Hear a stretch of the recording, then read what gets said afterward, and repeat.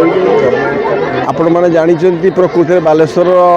माटी रे गोटे ड्रीम्स आइडियल स्कूल बहु पुराना स्कूल 23 वर्ष धरिक चली 23 वर्ष फंक्शन आज 23rd एनुअल फंक्शन तथा 18तम शंखध्वनि प्रतियोगिता आज होता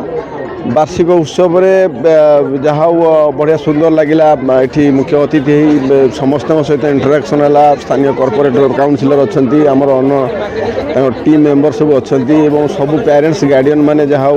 पिला जो अचीवमेंट एक्स्ट्रा ऑर्डिनरी अचीवमेंट अच्छी प्रकृति में आम समस्त जाचे बालेश्वर गोटे माटी अति माने सर्व गुण में बालेश्वर नंबर 1 तेणु पिला मानकर जो मन उत्साह सृष्टि करिया माने ताको प्रमोट करिया ताको इंटरेस्ट क्रिएट करिया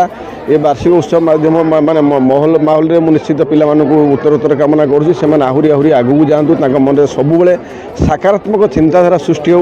एवं पेरेंट्स और गार्डियन मानक रिक्वेस्ट कली प्रकृति से माने केमिति पिला माने भल भविष्य रे भल मनीष हूँ एवं सुनाम अर्जन करूँ से बड़ कथा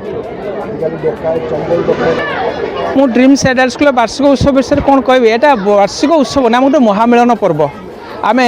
अभिभावक पिला माने तथा बालेश्वर प्रशासनिक राजनैतिक अधिकारी को आम गोटे मिलन उत्सव रखी था यहाँ बांधि था